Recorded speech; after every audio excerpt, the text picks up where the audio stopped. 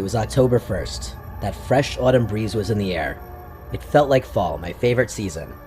It was my boyfriend Carter and I's first fall living together in our new home. I wanted to surprise Carter by decorating the place with fall and Halloween-themed decorations before he got home from work one day. I thought it would be cute. I bought a few things from a nearby Marshall's and a few other stores, and I also looked on different apps and websites, most notably Facebook Marketplace. I simply typed in fall decorations, and one listing really caught my attention. It was a picture of a big green plastic container, which contained a bunch of fall decorations. I clicked on it for more details, and more or less it said, "Everything must go, entire container of fall-themed decorations for sale for cheap." The price was only $20. It was a steal if that entire big container was full of decorations. At the bottom of the ad, it also said, "Selling other stuff, clearing out house, everything must go. Check my profile." So I clicked his profile and looked at some of the other listings he had. There was a weird assortment of things this guy was selling. An allegedly new iPhone for $700, a few articles of women's clothing, and Christmas decorations. There were others, but I didn't go through all of them.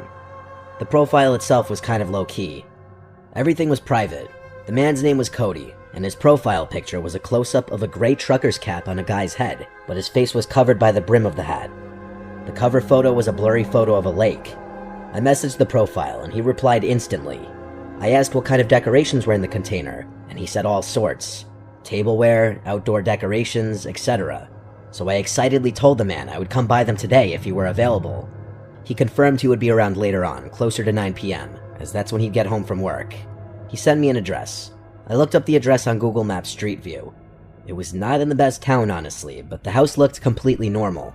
2 cars in the driveway in the Street View picture, lawn kept nice, so I agreed to meet.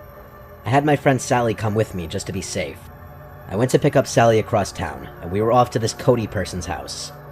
It was a half-hour drive. Sally and I had some time to catch up on the drive there. When we got off the highway entering the town that the house was in, Sally started half-joking around about how sketchy the area was. I say half-joking around because I know she was saying that partially to be funny and make light of the situation, but also because everyone just kind of knows this really isn't the best town. It was dark out though, so honestly we didn't see much besides streetlights, traffic lights, and some storefronts. As we got closer, I saw my phone screen turning on as it vibrated in the cup holder of my car. At the next light, I checked my phone and saw that it was messages from Cody on Messenger. He said, "When you get here, you can come right in." I showed it to Sally and she said, "What the hell?" We both could agree that that was a bit uncomfortable and that we'd ring the doorbell anyway. We pulled up to the house and surprisingly, there were no cars in the driveway. There were dim lights on in the house though that could barely be seen through the closed blinds of the windows. I messaged Cody back saying, "We're here, can you come to the front?"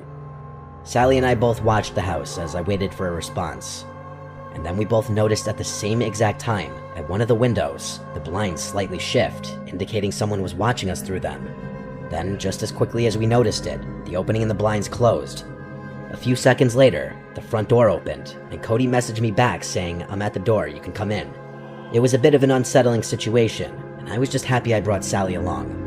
The two of us got out of my car and walked closer to the front door. Before getting too close, I called out Cody's name a few times, only to get no response. Sally whispered we should leave. I took a few steps closer and said "Cody" one more time really loud, and there was no response. I turned and whispered, "Let's go," and we started walking back to the car, when suddenly I heard a guy say, "Hey, yes, I'm here, inside." We turned and saw a man at the doorway, but only about half of him. He was like peering only half of his body around the door. He waved us inside. Sally and I cautiously turned back and started walking back to the door. As I got closer, he fully opened the door, but then also walked out of view. We walked up the steps and into the house, keeping the front door open, and right away got hit with a strong scent, like that cotton scent from an old person's house mixed with something very unpleasant. We heard fast and heavy footsteps moving away into another room, followed by his voice saying, "It's over in here, come here." His voice was freakishly deep, like it was intimidating. I made sure Sally was right by my side before entering the adjacent room. We were faced with a very weird sight. A dimly lit living room with a depressing pinkish red carpet and really old-looking furniture. But the smell in this room was putrid. It smelled like actual death. In the middle of the room was a red container with a green lid on top of it. There was this Cody man standing just over the container. This was the first time I got a good, clear look at the man. He was not a friendly-looking man. He invited me over to come open the container. I took note of the fact that this container was not the same color as the green container that was in the picture on the Facebook ad. It also was a completely different shape from the looks of it. I asked him to open it himself, and he said, "Well, you're no fun." That comment already had Sally and I inching backwards in the direction of the front door. But when he lifted the lid off the container and we were suddenly blasted with another putrid smell, we turned for the door and left in a hurry without looking back until we got to the car. Sally kept telling me to hurry up. By the time my car was on, all I know is the front door to the house was already closed. I don't know if he was watching us through the window again. We were gone very quickly. We never actually saw what was in that container. It was definitely not decorations, though. After telling Carter about all of this, he asked for the address of the place, and I told him not to go there. He assured me he wouldn't, he just wanted to look up the house, so I gave it to him. The next day, he returned home later than usual from work, and he told me he stopped by the house, and an older woman answered the door, insisting that she lived there alone.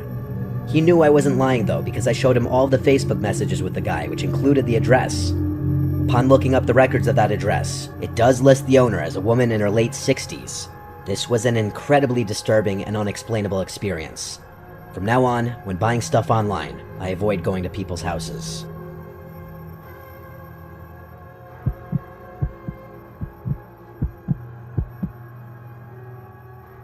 It was 2019 when this happened.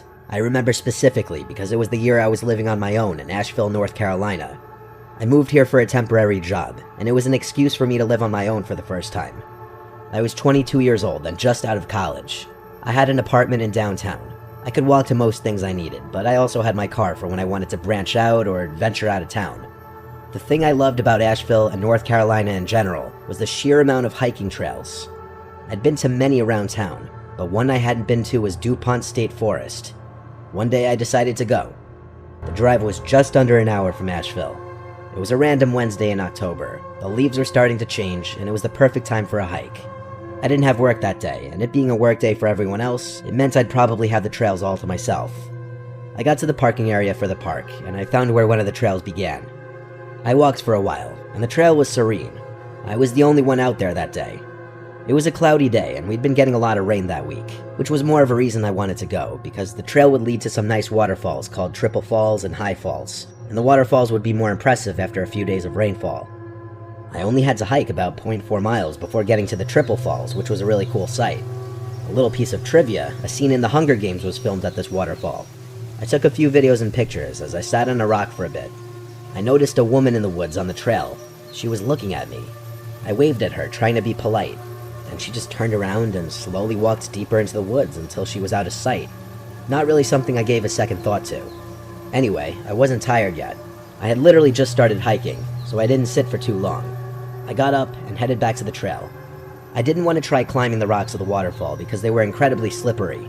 I continued to ascend up the trail and eventually came to the higher point of the falls called High Falls. I took a few more videos and pictures here and sat on another dry rock for a bit. I swear I felt a sense of deja vu and I saw that woman again in the woods by the trail. Once again, she was staring me down. I didn't wave this time.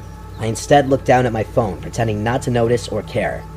I couldn't help but glance up after like 10 seconds, and now she was gone. If I had to guess, the woman was like 55. She had short, grayish blonde hair from the looks of it, but again, she was pretty far away, so this was all just what I saw of her from a distance. I didn't see which way she went, but whatever way it was, I wanted to go the opposite. I kept walking the direction I'd been walking, and eventually came to another landmark of the trail, the covered bridge. I once again stopped here to take a scenic video and a few photos.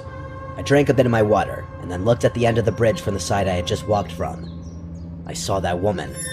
I swear I didn't see her there before I started taking videos and pictures. I also didn't hear anyone walking behind me. She was once again staring right at me as if I were doing something wrong. I was getting annoyed. I started walking over to her and said, "Excuse me," but she just turned around and started walking away. Actually, the speed at which she was walking away for someone at her age was unsettling. I almost felt concern at the possibility that she may have been somebody with special needs that needed help, but I didn't convince myself to go chasing after her. I just leaned on the edge of the bridge for a few minutes before deciding to turn back. I had already been hiking for about 45 minutes, and it would take another 45 to get back down to the car. Walking back down the trail I came, in the direction that woman had gone, I passed a younger woman walking her dog, so I decided to stop her and ask if she'd seen an older woman pass by. She said no. And just trying to make conversation about it, talk to somebody about it, I told her how I kept seeing that woman popping out of nowhere and looking at me, then just walking off. She laughed and said that's really strange. I didn't want to take up too much of her time, so after we both shared a laugh about it, I continued on my way. The entire way down the trail, I grew a bit paranoid that I'd see that woman lurking around in the background somewhere again, but all was quiet on the way down. I passed one other person who gave me a friendly smile and a nod. Other than that, I made it back to my car undisturbed. Later that day, I went on a date with a girl I was seeing there. We went to our favorite local bar to get some pumpkin spice beers and watch baseball. I told her about the woman on the trail, and she found it amusing, because honestly it did sound funny. After that, I went home. Fast forward to that night when I was in bed. I hardly ever wake up in the middle of the night. I'm a pretty heavy sleeper normally, so me waking up in the middle of the night in the dark was unusual. I was still coming to when I heard something at the foot of my bed. I looked up and saw the figure of a woman at the foot of my bed. I felt as though my insides had just fallen out of my body. I started screaming so loud that I'm sure my neighbors could have heard it, even with the windows closed. I started crawling against my headboard, trying to distance myself as much as possible from the female figure at the foot of my bed. Then she just turned and walked out of the room. I stopped screaming now, more so trying to just catch my breath and slow my rapidly beating heart. I flicked on the lamp and started shouting, "Who's there?" I listened, but there was dead silence. I grabbed the knife I had in the nightstand next to my bed and jumped out of bed. I flicked on every light switch I passed until the entire apartment was lit up. There was no one there. Not in the closets, not behind a couch, not under any beds, and so I called my father. I didn't know what else to do. I needed to share what just happened with somebody. My father groggily picked up the phone, and after explaining to him, he said I must have hallucinated it while I was still in my half-asleep state. He said I wasn't fully awake yet, and so I could have been seeing things. I knew deep down he was probably right, but it didn't make the image I saw any less real-looking or horrifying. And then I told him about the woman in the park, and how the figure at my bed actually resembled her. He said if anything, that further proves his point that my brain conjured up a familiar image from earlier that day.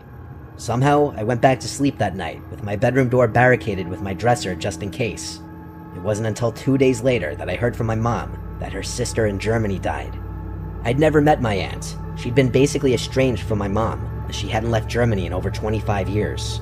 My mom and uncle flew to Germany to attend the funeral, and it wasn't until she got back home and I saw the prayer card with my aunt's face on it that once again I felt like my organs dropped out of my body when I realized she looked identical to the woman I saw on the trail that day and hallucinated at the foot of my bed. This story shook my whole family, especially because I told my dad about all of it and the hallucination before we even got news of my aunt's passing.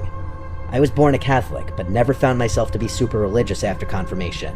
But goddamn, does this really send shivers down my spine and make me question what exactly I believe in.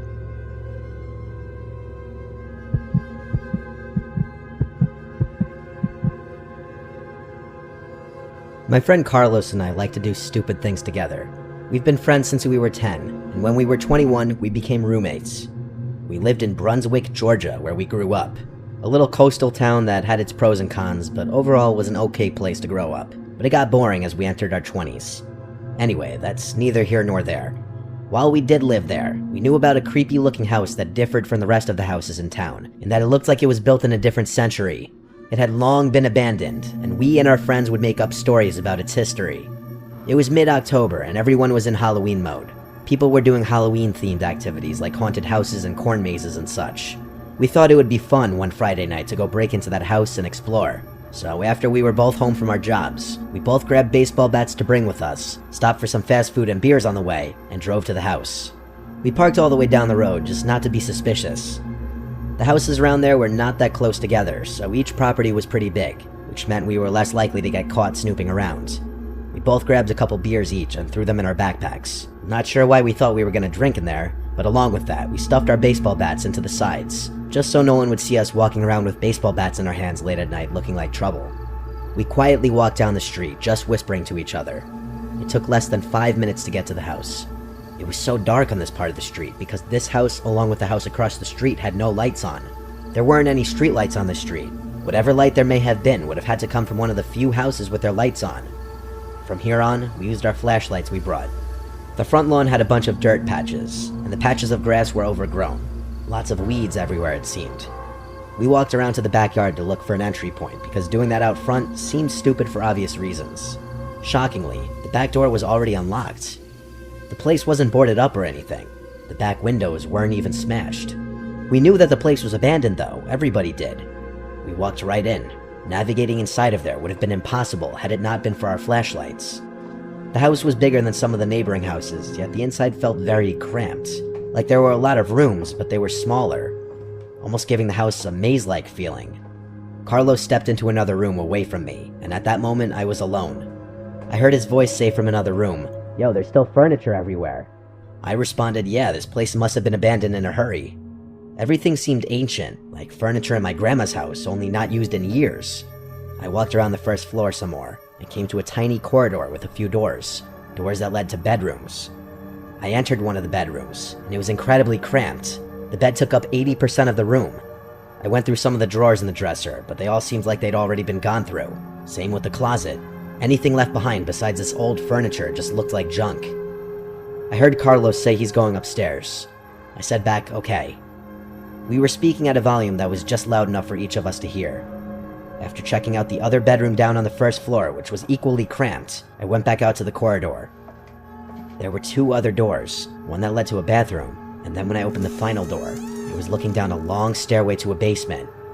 I decided, fuck it, I'm walking down. I started descending the steps, each step squeaking and cracking under my weight. I got about halfway down the steps when I realized there was a faint glow coming from down there. I turned off my flashlight, and yes, there was still a little faint glow coming from down there. I should have turned and left in that moment like any normal person, but I do stupid things. Like, I die first in a horror movie, most likely.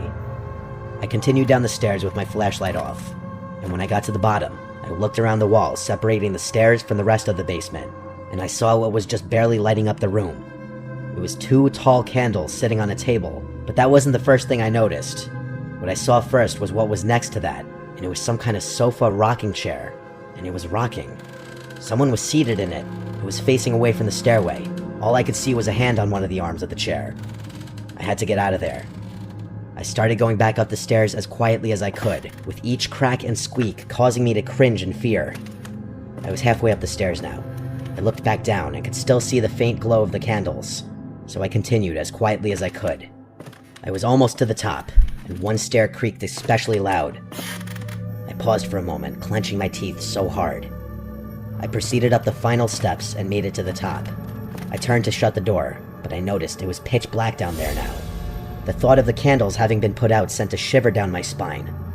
I quietly closed the door, and then I tiptoed around this cramped maze of a house until I found the stairway going upstairs. I stood at the bottom of the stairs and quietly called up to Carlos. He wasn't responding. I sighed and started quietly going up the stairs, repeating Carlos's name. Still no response. I had to go all the way up to the top of the stairs, repeating his name, and he still wouldn't respond. So I said, "If you're trying to scare me, stop joking around. There's someone in the basement, we need to get out of here." That got his attention because he stepped out from a dark room and asked if I was serious.